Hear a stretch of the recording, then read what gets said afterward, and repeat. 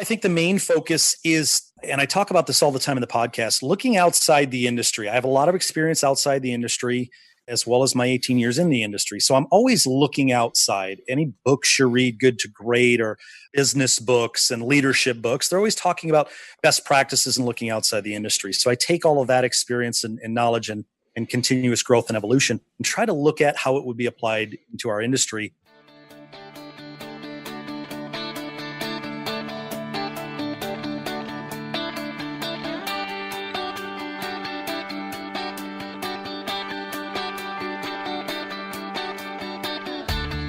Originating from deep inside the Rocky Mountains, transported through the power of the internet, and arriving inside your tiny earbuds. It's the Appraiser Coach Podcast, helping appraisers increase their efficiency, quality, and make more money.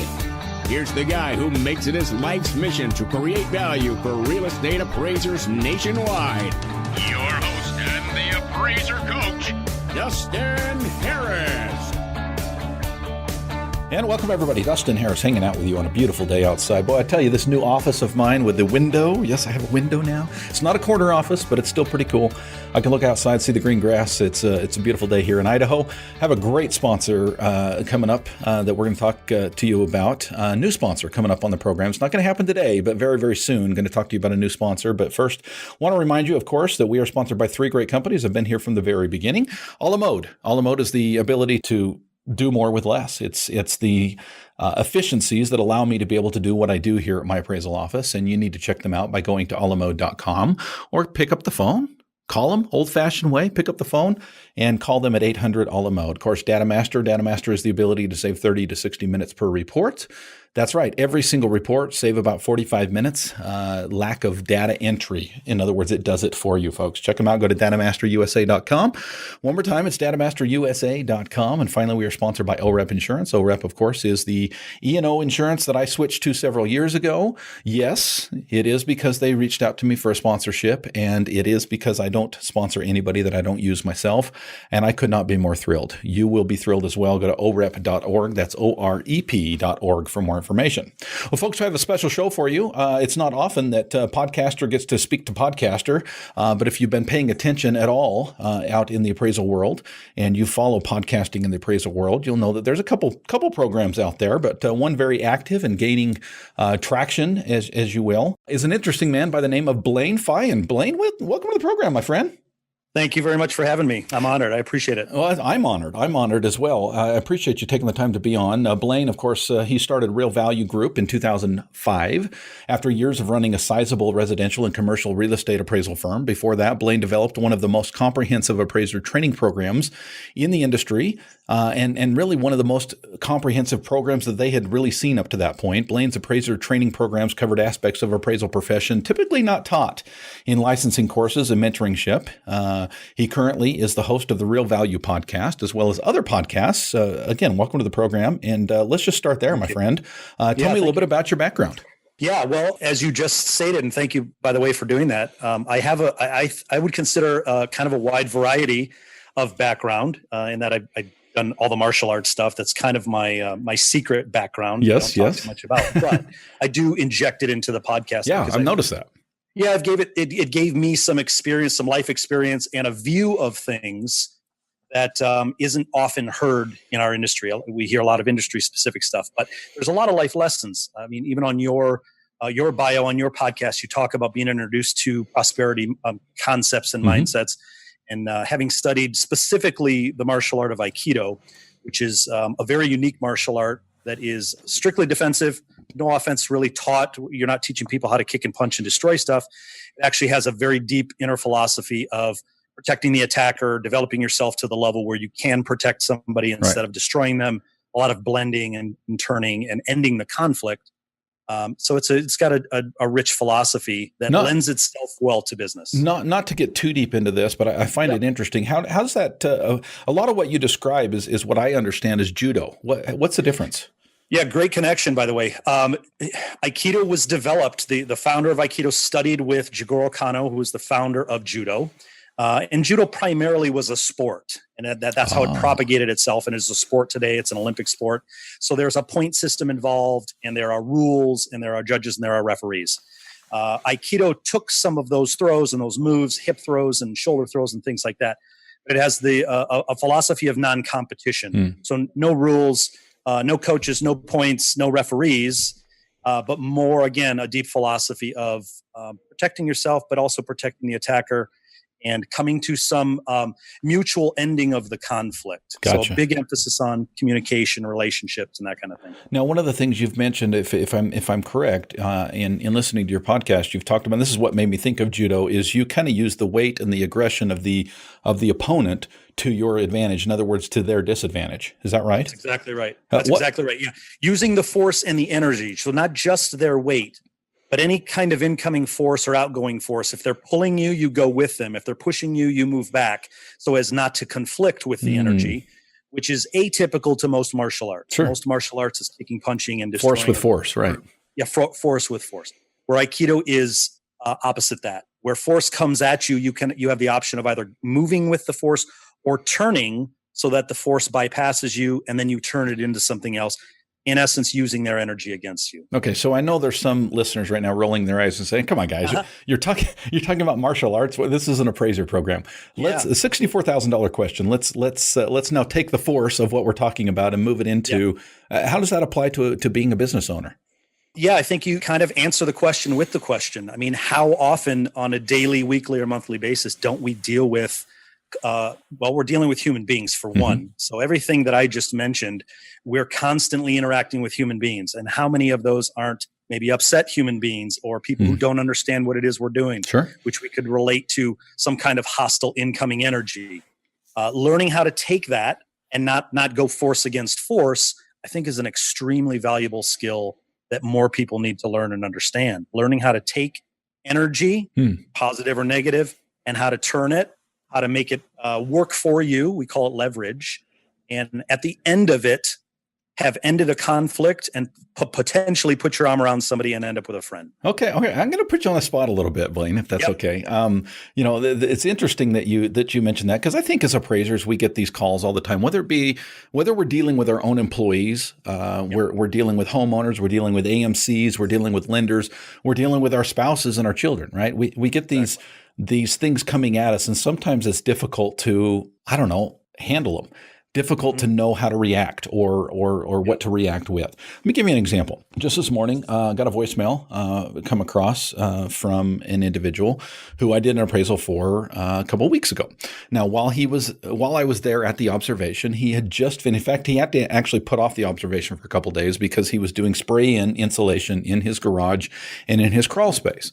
Yep. And I went out there, and of course, he was very proud of the spray-in insulation. I think it cost him close to $16,000 to get it done. And it was very nice, if you will. It still smelled like glue to me when I was in there, but nonetheless, I'm sure it helps out in his energy efficiencies and everything else. Well, of course, we got this is going. I got the voicemail this morning, and of course, you mentioned nothing about my spray insulation, and I spent time telling you about $16,000 worth of this, and this appraisal is, quote unquote, the word he used was wrong, right?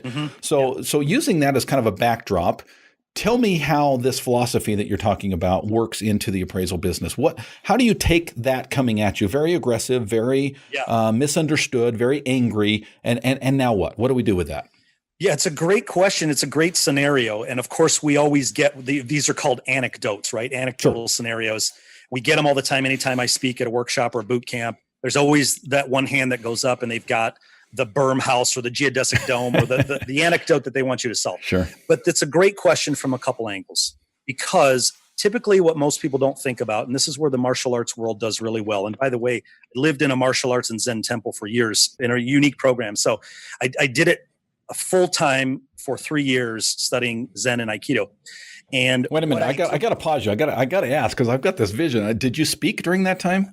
Oh yeah. Okay. Sure. You're not a monk. Yeah. All right. we didn't take a vow of silence. Okay. I just wonder. I've got this vision in my head of what you see on the movies, but go ahead. No, continue. there's some of that. It was very militaristic, hardcore seated meditation, wow. Every single day, and then martial arts training 6 to 8 hours a day. But What people don't typically think about is the awareness that comes from or develops from that. I have an extensive background in teaching military and law enforcement defensive tactics from my Aikido background. Okay. And what we always teach in both military law enforcement and civilian defensive tactics is what are called pre-incident indicators, which is if we basically say, if you are in a scenario where you have to use self-defense, it's already too late. You're fighting potentially for your life. Gotcha. So we teach all of the skills of awareness that lead up to it so that you can avoid conflict. Well, it would be the same, I guess, in any business. Writing out the top 10 or 20 big FAQs or frequently asked questions or problems we run into. The one you just mentioned is a big problem. Maybe not that specific scenario, but people coming to us and saying, you missed this, or you missed this, or my house is built with 2x6 and the heavy duty nails and it's all special. Everybody thinks their home is special. Well, we take this into consideration. And usually then when we're talking to people, we will say, listen, when you get the appraisal, if you get a copy of it, you may see some things on there that won't be reflected the same as what you see them in your own home. And that's simply because some of those things aren't reflected well in an appraisal and they aren't reflected well in the market. So just understand they do add value, or they are valuable to you. They may be valuable to a buyer, but they can be difficult to show up in an appraisal. So in other words, help to justify their anger in the sense that you hear them, you understand them, you're listening to them, maybe you're parroting back their concern, but then trying to explain in a very calm and straightforward manner that even though it's a pinch point for you, I did consider the insulation. The reason it doesn't show up on the report is da da da da da. Yeah, absolutely. And in that specific scenario, and I'm sure you probably did it, anytime somebody says to us, I did this, this, and this, and here's what I spent on it, I make sure I always include that in the narrative, even if it's never reflected in the sales comparison approach or anywhere else. I make sure they see it in there, and I point them to that. Listen, I did mention it, but understand the MLS typically doesn't point these things out. Buyers don't typically value them the same as you, but it's in there. Right. And usually solves the problem or issue. So when I called him back and just said, screw you and slammed down the throne, that probably wasn't the best way to do it, right? It may have solved the initial problem. You won the battle, but you lost the war, as you know. Okay. All right. So let's back up. Maybe we jumped the gun just a little bit. Maybe I jumped the gun just a little bit. I love these principles, and I love, that's why I love listening to your program. But let's start from the beginning here. How long have you been an appraiser? Why appraisal? And then what I'm eventually leading to is why the Appraiser podcast. I want to talk a little bit about that, of course. Yeah. Thank you. I started appraising actually in 2001. I've been in a variety of businesses that I talk about in the podcast. I've worked for my family's business. We owned a grocery store in a tough part of town for about 10 years growing up.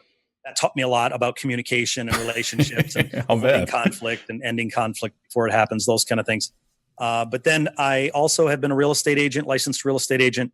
I was in the mortgage business for a couple of years before appraising. Man, you've really been on the other side of the fence, haven't you? Yeah, exactly. I've been a licensed builder. I've been in commercial development. So I like to say that I speak all the languages, and they are really different languages. So it has helped. And then when I got into appraising in 2001, it's where I've been steady since and love it. Okay. So do you mind me asking a little bit about your firm there? Is it just you? Do you work with other appraisers? Do you have assistants? No. What's your setup there? Yeah, we have other appraisers in the firm, and we have some trainees as well, and we try to keep a steady group. Blaine, don't you know there's no money in trainees? What are you doing? I hear it all the time. Yeah. I hear it all the time. They cost you a lot of money, and they take too much of your time. And then they become your competition. They become your competition, and I'm sure we'll get into it later in the podcast. But I think it's one of the spokes or the areas that the industry is headed, where if you have a skill in mentoring and training, you will be more highly desired. Yeah. Okay. Paid. Okay. So let's parlay this. You've obviously got an extensive background in many different things, an extensive background in just appraisal itself. You also do other podcasts, but let's talk about the appraisal podcast. The Real Value podcast is the name of it. Something I've listened to. I just found it a couple of weeks ago. I was on a business trip with my wife in Virginia. I was in between ebooks, if you will. I do a lot of Audible. We were driving through the countryside of Virginia, looking at the different Civil War battlefields, and having a great time. But I ran out of things to listen to, and I don't even remember why it popped up. But your podcast popped up, and I think it's one that I actually looked at years ago, and then I think it kind of dropped off the radar a little bit. But it looked like it kind of had a rebirth. So tell us a little bit about that. Yeah, I did start it years ago. And by the way, this is a strategy, and you employ it well, and others do as well. I started it simply as a way to explain stuff to my local market, to realtors and lenders, to talk about square footage, talk about beds and baths, that kind of thing. And I used it as a way to build up SEO, search engine optimization, get links to my website, and do things like that. And it worked well. It worked in spades. Unfortunately, I was also heavily invested in my martial arts podcast, which was doing 60,000 monthly downloads, and had just taken off. And so I put a lot of focus, at least on the podcast, in that area. Yeah. And I wasn't, hundreds of downloads from the real estate podcast versus tens of thousands. Right. You squeaky wheel, right? Yeah. So I didn't have time to do it all, and I let it drop. But I decided after 2 years, basically, I think I started in 2016. I decided after 2 years that I wanted to shift the focus back to the real estate podcast, but also shift it towards being appraiser focused. Right. I felt there was a message I wanted to get out. Yeah, I've noticed that. You know this looking at your statistics as well. Sometimes when people find us on the podcasting, they might find a particular episode that they were Googling or someone shared with them. They'll start there, and then all of a sudden they start with episode number 1 and kind of binge listen through all of them. I'll admit, Blaine, I did the same thing with yours. I listened to 1 or 2 that were pretty recent. I thought, man, I like this guy, and so I started in the very beginning. And you're right. The first, I thought this is a different audience, different focus, and it was more an appraiser talking to other people, where now you're kind of appraiser talking to appraiser, right? Yeah, exactly. Okay. What's your purpose there? What are some of your ideas and thoughts and goals with regard to the podcast? Yeah, well, as you know, because you have a similar focus in that we're trying to get a message out there, and the message is one of positivity, one of how to see things. I'm a big believer that you won't see things until you believe them, and I just hear too much. I see too much negativity. I see and hear a lot of naysayers. I see all the people in the forums and the Facebook groups, and they just kind of sit around and complain, and it gets us nowhere. And we're action people, always have been. It's what I learned from the martial arts and Zen, is to not add all the emotional baggage and judgment to things. Things just are. We learn to take in information. We learn to take in news. And instead of adding baggage to it and then labeling it good, bad, negative, positive, we look at it, we figure out what it's telling us, and then we figure out how we can leverage it in our benefit and head towards prosperity. How can we use this to build up our market? How can we use this to help our clients and those kind of things? Love it. So that's kind of the message that I want to get out. Good.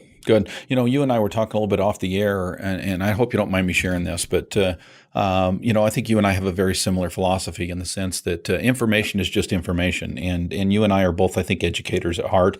That's really where my passion comes from, is being able to not only learn things myself, and I'm a learner. I love to learn. I love to listen. I love to read. I love to bring information in, but I really love to transform that and put it into my business and put it into the world around me. And one way that we do that is to put it out there on the air and in the podcasting. And in my mind, some people might say, well, why did you have Blaine on? Isn't he kind of your competition? And you and I were talking off the air that in my mind, there's no such thing as competition. I don't care who you are. You're welcome on the program. I have open invitations out there to other podcasters as well. Anytime they want to be on this program, they are welcome to be on this program. I've had Roy Meyer on there before. Again, open invitation for Phil to come on. In other words, I don't see competition in that sense. I see information and bottom line is business owners, appraisers, or just people in general can use that information how or where they may. I absolutely agree, and I appreciate the viewpoint. I've mentored and trained 12 plus appraisers over the years who are, I guess, technically and in theory, competition for me. Sure. They're out there on their own. I have new appraisers that work with me in my office, but all of those, including my father, he's got his own business that I trained him in. Yeah. But my business has grown exponentially every single year since, because I don't see them as competition. We still connect on a monthly basis. We still talk. We still share information. We share scenarios and things like that. So I agree. I think you get what you see and what you believe, and that's an important pillar and foundational principle in a business. is believing that they aren't your competition. Yep. It's just information. It's sharing. It's ability to bring everybody else in. We're talking with Blaine Feyen. He is the host of the Real Value podcast. And Blaine, when we get back from the break here, I want to talk to you a little bit more about some of these principles, some of the ideas of where this appraisal world is going in the next little bit, and how we navigate those waters. So I want to pause here, of course, to remind you that we are sponsored by 3 great companies. One of them being DataMaster. Had an opportunity to rub shoulders with the people at DataMaster here just a few weeks ago, and be able to talk more about their DataMaster 6. Folks, I'll tell you what, if you think the original DataMaster will save you time and money and energy, you will be blown away, literally. I don't think I can oversell this thing at DataMaster 6. The ability to bring in the interior pictures, all of the exterior pictures, the public data, the private data that you find on the website, on the MLS sheet, suck that into your program so that you, side by side, can compare the comparables that you've chosen. What a lot of appraisers are doing with DataMaster 6 is they're pulling 10 or 15 quote unquote sales, and then they're narrowing down what are true comparables. And you don't have to flip back and forth between the MLS. This program is absolutely amazing. Folks, if you're not on board, you need to go to datamasterusa.com and check it out. Check out their map of services and where they cover. If they are covering your MLS in your area, you need to be using Datamaster. Again, it's datamasterusa.com, datamasterusa.com. Speaking of doing more with less, of course, a la mode has been in business for over 30 years, helping appraisers to do more with less, to be more efficient, have higher quality, to be able to gather information in the field. Folks, they have the best mobile app out there. If you don't believe me, try it. Trust me. Go to alamode.com to find out more. You can pick up the phone and call them. I'll tell you, a lot of people are adverse to picking up the phone anymore because it's so easy to do stuff online. But I'm going to push you. I'm going to push you to pick up the phone, call Alamode at 800 Alamode, and simply say, hey, listen, Alamode, I am with such and such company. I've been with them for 6 years. What do you have to offer that they can't offer me? And I'll tell you, you will be blown away with the tools and the abilities that Alamode will give you that you can't find elsewhere. Once more time, it's alamode.com or 800 Alamode. Had an opportunity just a couple of years ago to switch over to OREP Insurance. OREP has changed my life in the sense that I'm paying now less than I was before for my premium, and the coverage that I get is better. Yes, it is. Not only do I get better coverage, but I also get benefits that I cannot get anywhere else. I'm talking about webinars. I'm talking about reduced CE. I'm talking about just tips and tricks that I can find on their website. Folks, go there, check them out, and then switch today for your E&O. It's OREP. It's orep.org. That's OREP.org for more information.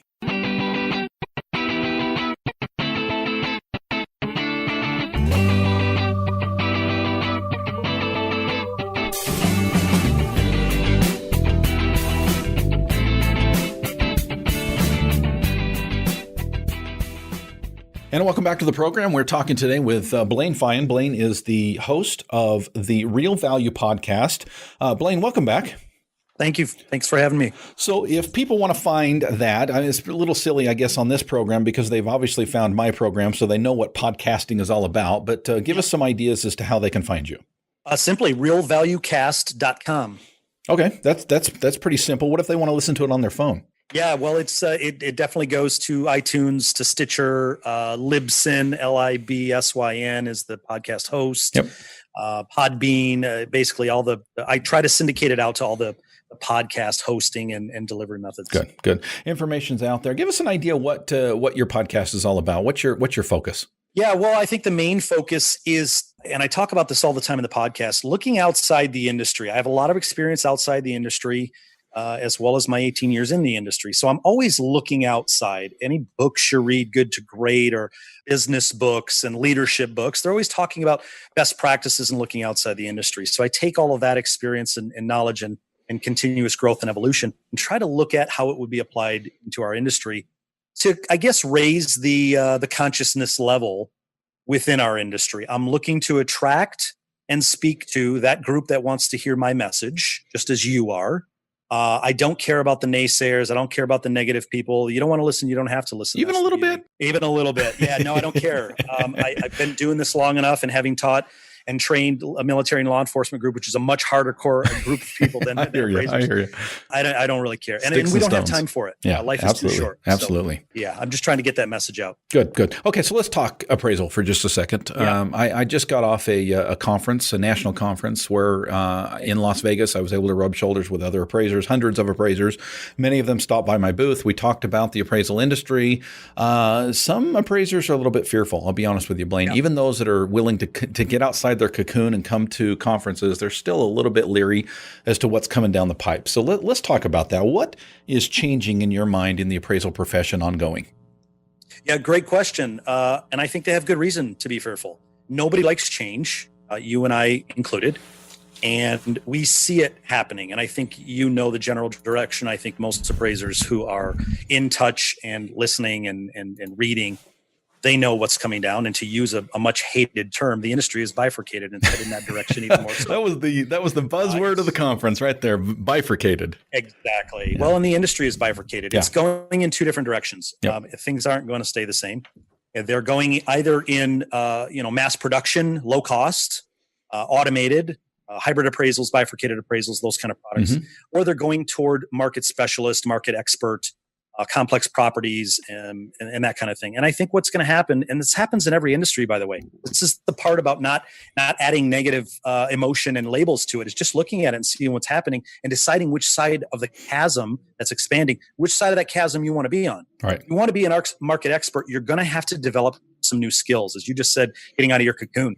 Things aren't going to be done the same forever. Things are changing. If it can be measured, tracked, it will be automated. It's simple as that. Well, and there's some Blaine that would just put their foot down and say, "Well, damn it, I'm not gonna do the change. No, I'm not. I refuse." I say, okay, that's fine. We see people like that, and we hear them all the time. They fall into the middle of the chasm. Okay, and they simply will be swallowed up. It's not a negative thing. It's just simply is. It just is. It's like telling somebody who's standing in the middle of the street.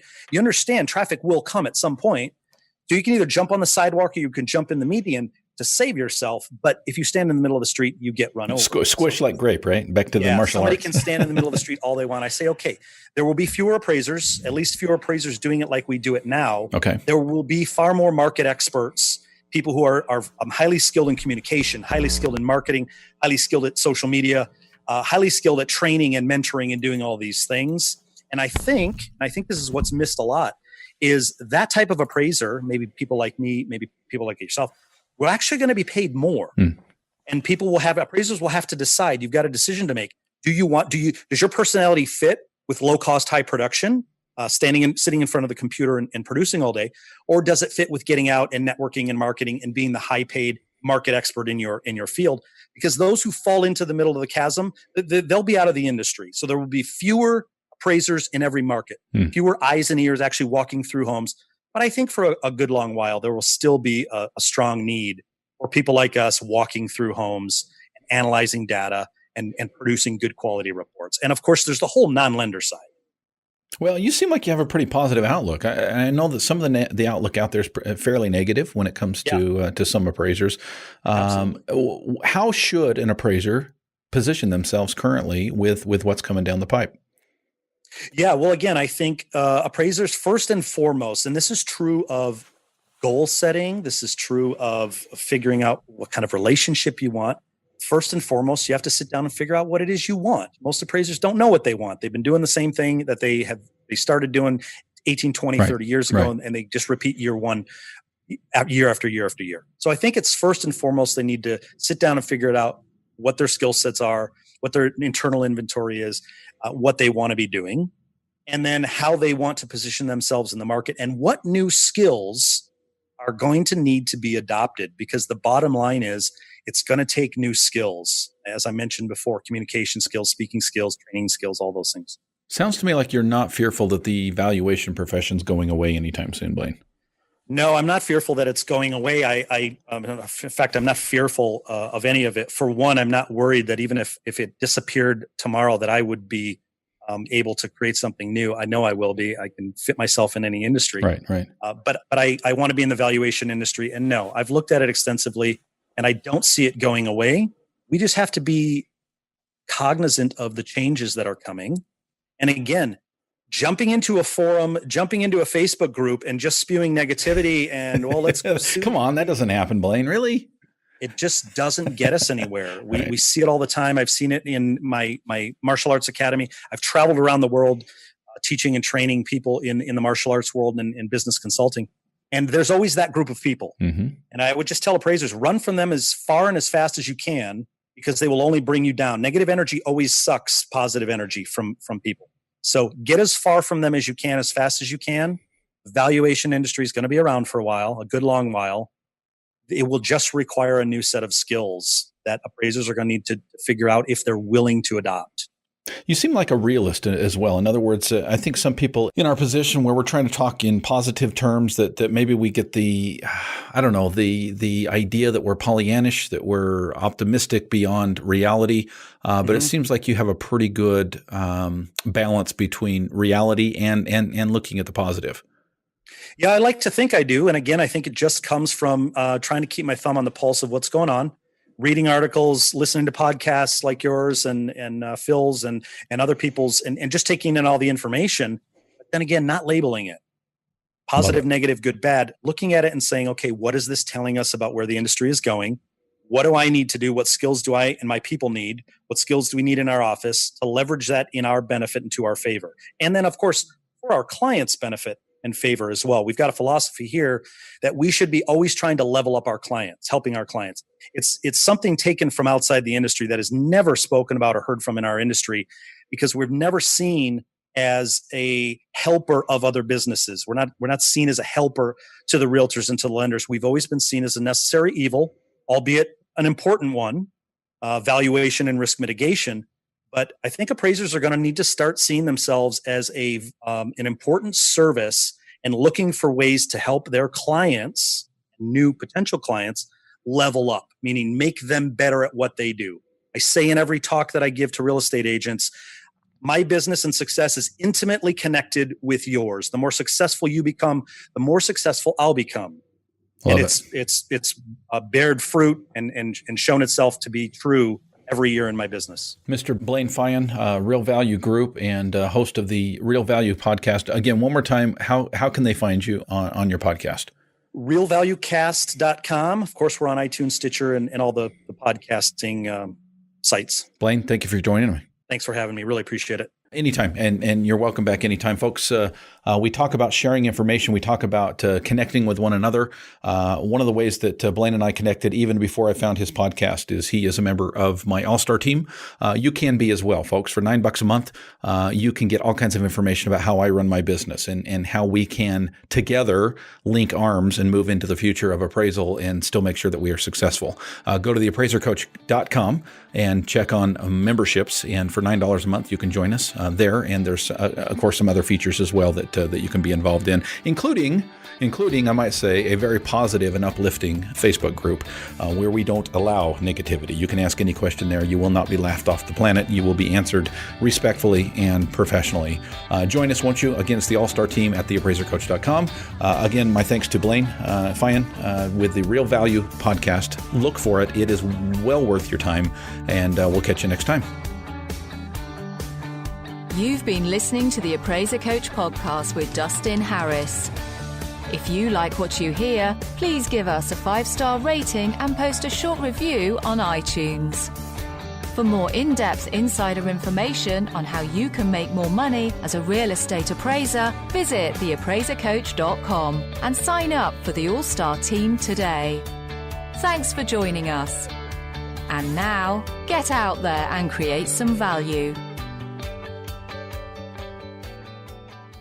Hey, there he is. Hey, Dustin, how are you? I'm great, except I can't hear you. You can't hear me. Okay. I mean, I can hear you, but I can't hear you, if you know what I mean. Well, let me see. It might, because I have my mic hooked up as well. I wonder if that's it. Well, I took all of this equipment to the conference last week, and honestly, you're the first interview since being back, so I'm sure it's on my side. Give me just a second. Sure. Take your time. There we go. Did you change something, or did I? Nope. Okay. It's working. Can you hear me okay? Oh, yeah, like better than okay. Let me turn it way down. Okay, give me a test 1, 2, 3, and I'll just get the levels right. Test 1, 2, 3. Check. Perfect. Check. Perfect. Okay.